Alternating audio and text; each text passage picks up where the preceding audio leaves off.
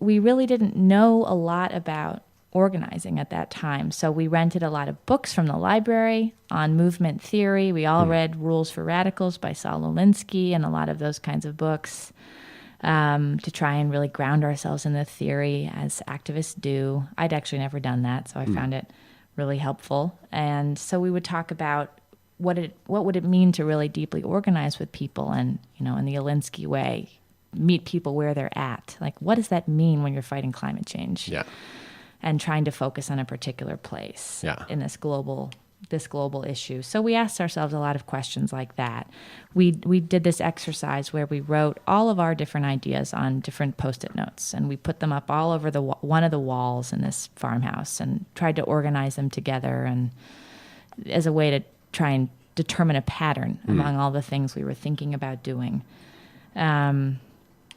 And we would, record videos and call other partner organizations. And we actually invited a bunch of friends to come join us for a couple of days of the meeting, which was part of the reason we planned to be there for so long. And of course, this being Vermont in February, there's like a massive blizzard, which means no one can come except our stalwart attorney and fiscal sponsor who drove through the blizzard and stayed up all night with us explaining the difference between 501c4s, C3s, 501ds, all the different types of the nonprofit tax code.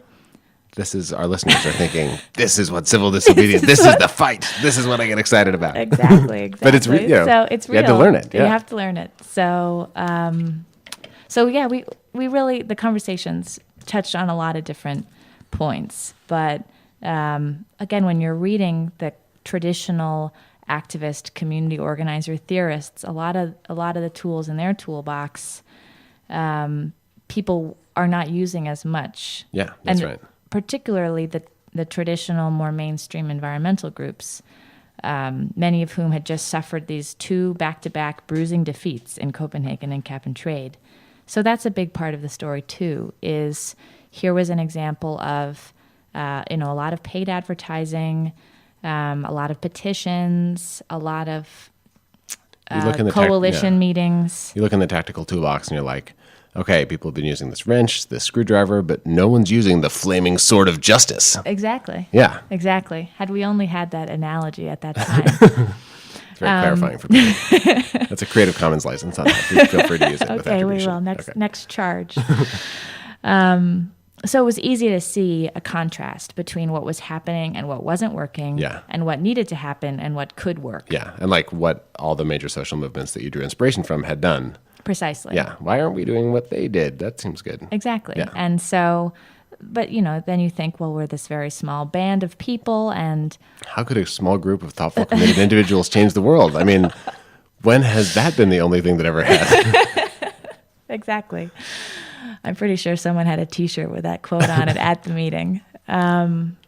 So that was a lot of what we talked about. But no, it does seem crazy, though, to be a group of 10 people in a farmhouse in Vermont in a blizzard and be talking about how you can revive civil disobedience as a tactic for a new strategy to solve the world's biggest problem and deal with, a molecule that's heating the planet. Right. And how can we possibly, after so many people have done so much and are so tired and so demoralized, how is a new thing going to emerge that's going to restore the hopes that people had and do it in time? That's always the itching thing in the back of your mind when you're thinking about climate, is we have this very limited window after which the impacts are just compounded in severity. Yeah, so it's getting very hot in here. It's getting hot in here, and geez, this meeting is going on awfully long. We got to come up with something, people. That feeling was also very present. Yeah.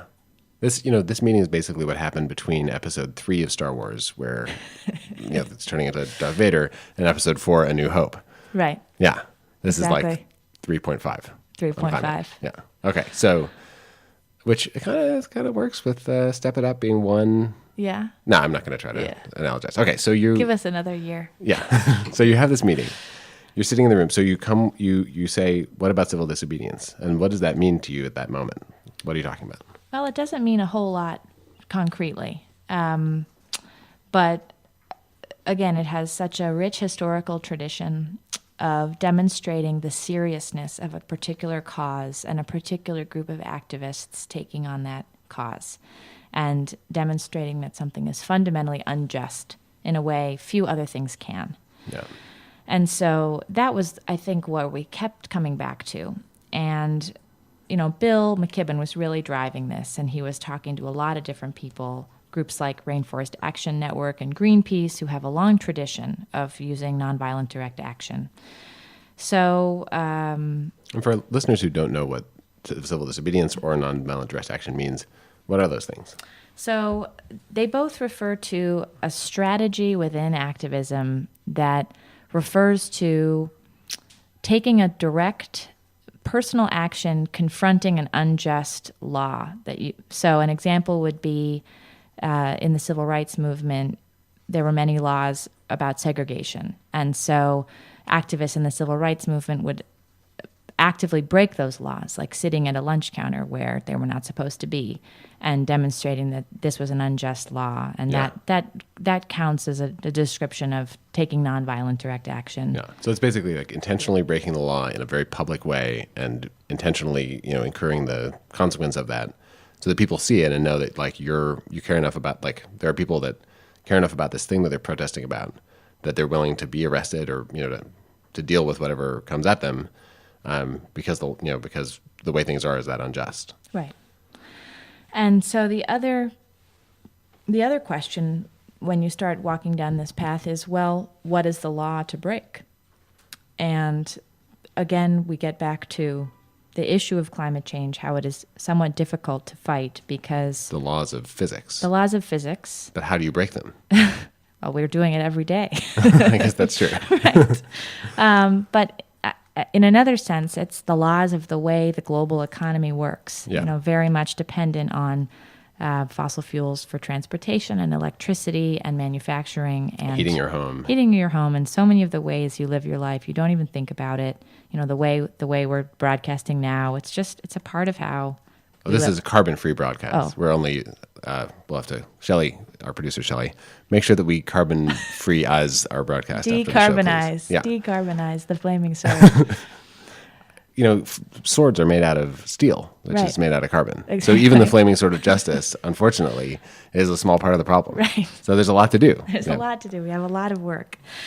But when you begin to think about how to challenge the way that the economy is set up and challenging this industry, we began to wonder, well, what's a good target here? And we began thinking about the sources of carbon on the planet that are the most dangerous.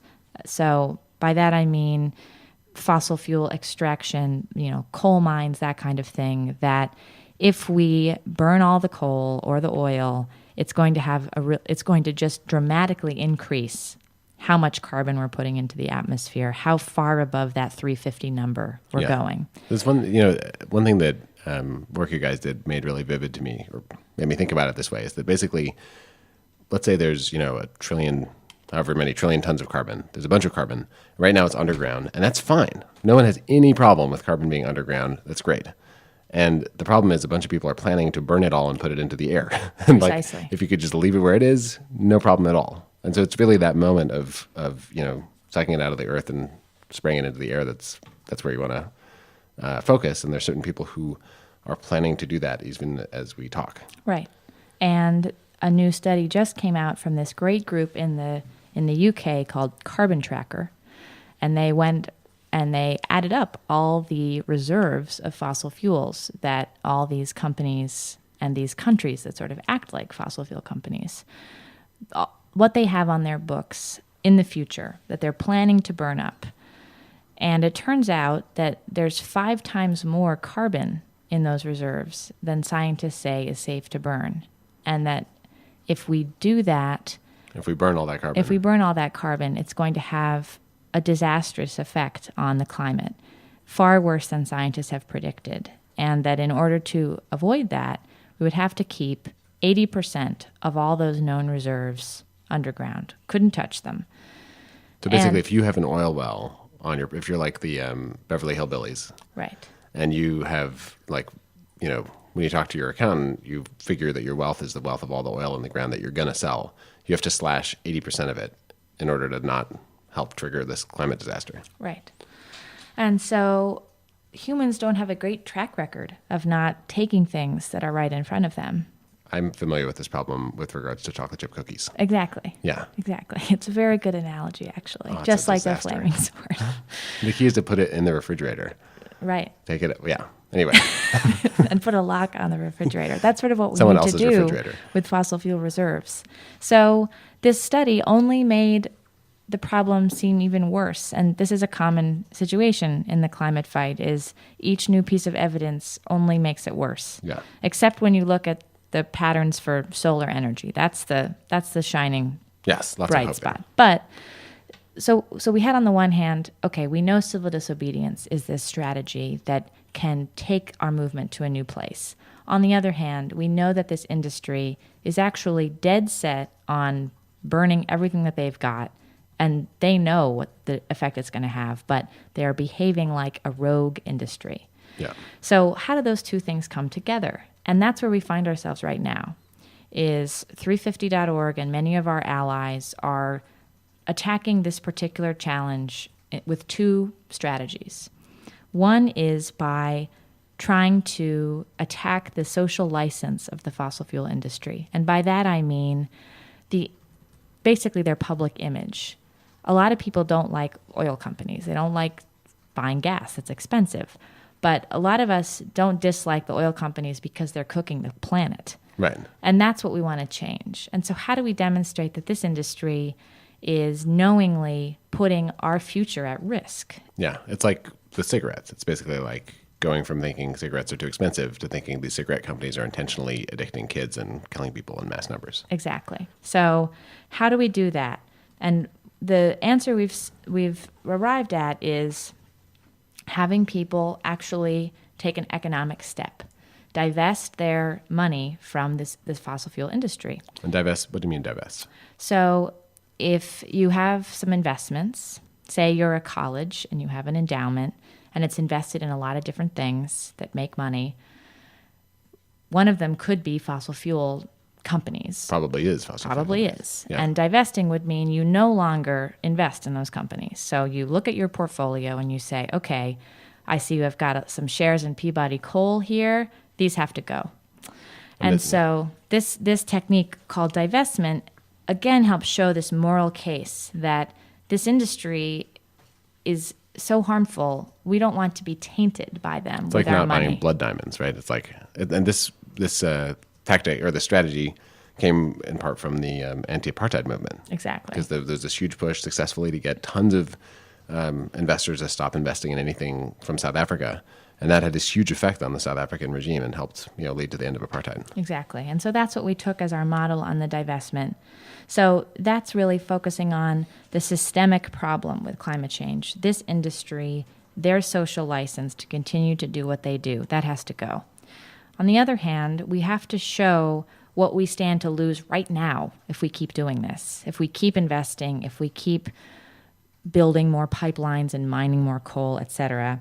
So in that vein, what we've worked on is this particular pipeline called the Keystone XL pipeline, which runs between the tar sands of Alberta, Canada, through the middle of the United States, through Texas.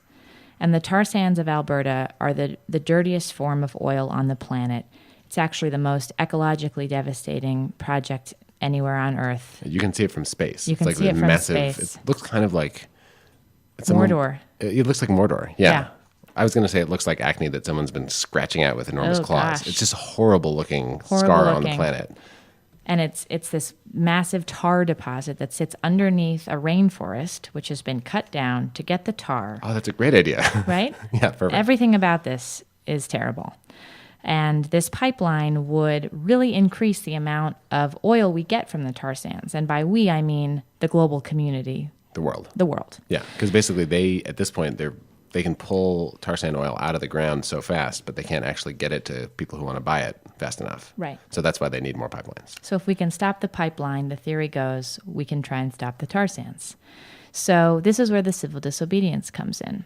We were looking at this project and seeing all the things that are wrong with it, and we put out a call to action with this name called the Tar Sands Action and invited people to come to Washington and risk arrest over this decision to build a pipeline.